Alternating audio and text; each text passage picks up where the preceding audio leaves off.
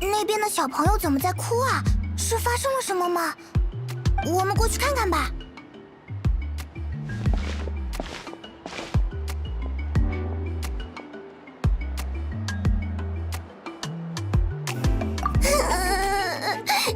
是夏温师傅，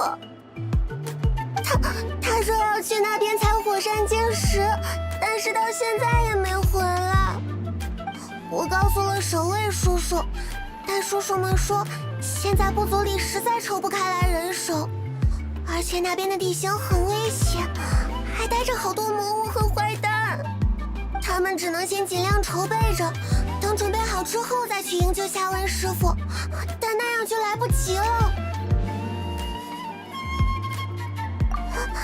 你愿意帮我？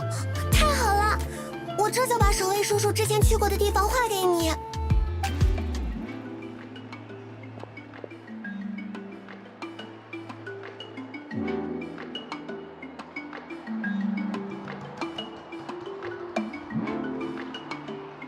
守卫叔叔们说，这可能就是夏温师傅待过的地方，说不定他会被迫跑到了冯颖珍附近。如果是那样的话，拜托了，大姐姐，救救夏温师傅吧！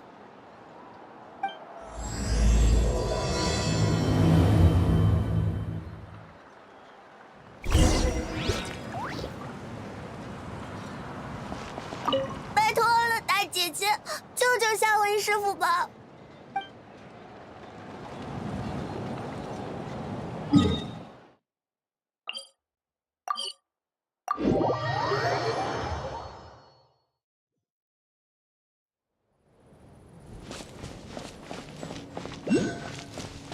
照地图来看，应该就是在这附近。我们在周围仔细搜索一下吧，提高警惕哦。离我远点！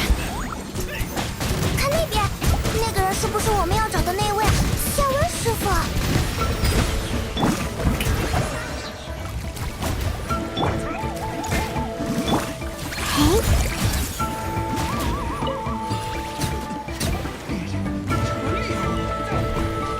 哪来的家伙？这么能打？兄弟们，撤！把货丢了，全都丢了！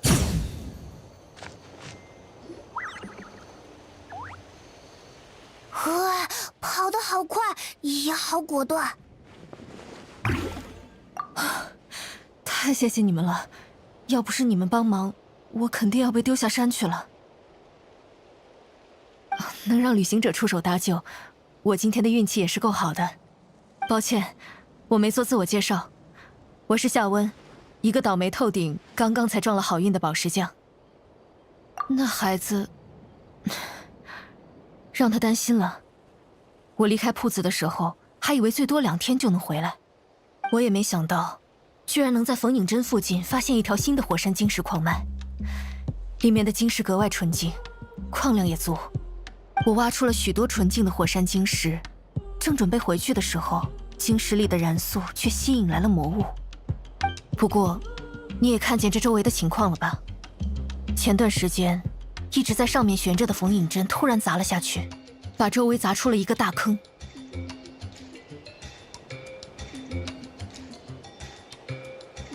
虽然我找到的那条矿脉靠外侧，勉强幸免于难，但周围的魔物全被惊了，到处都是发了狂的怪物。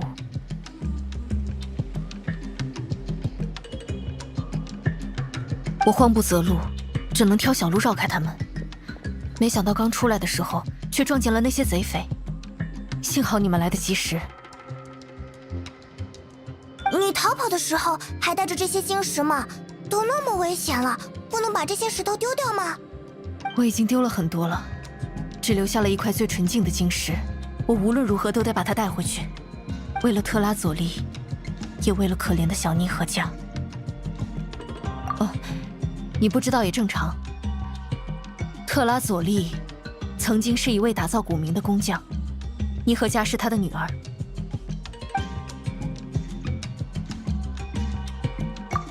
你们认识希诺宁吗？特拉佐利每次提起这个名字就要夸好久。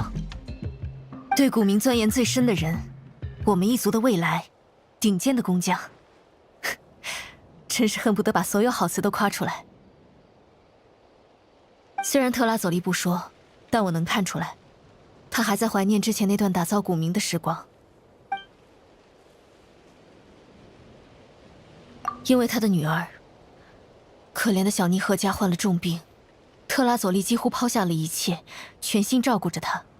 在小妮和家病情最严重的那段时间，特拉佐利就像是一束陷入泥潭的火炬，拼了命地发着光和热，底下的泥水却追逐得越来越近。但是还好，多亏了医生的药，还有大灵的保佑，小妮和家的生命之火还是重新燃了起来。之后，小妮和家的病情也逐渐变好。虽然她身体还很虚弱，只能在家里静养，但这孩子已经有力气写信了。我听说他经常寄信给那位希诺宁，还梦想着成为一个锻造古冥的工匠，接下他母亲曾经为之自豪的重任呢。过几天就是小妮和家的生日了，特拉佐利也特意来拜托我，帮他找一块足够纯净的火山晶石，用来给妮和家做生日礼物。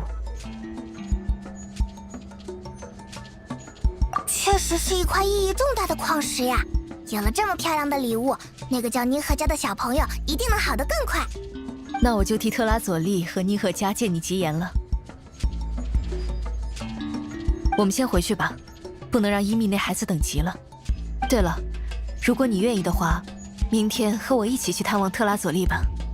多亏了你帮忙，这枚晶石才没被那群人抢走。你保护了这么一枚意义重大的晶石，理应也拿到一份意义重大的礼物。只要心情好，病就能好得更快。当然啦，那个稍微给我们一点礼物，我们的心情也会很好。放心吧，这份礼物绝对能让你们满意。至于它究竟是什么，就等明天特拉佐利亲口告诉你们吧。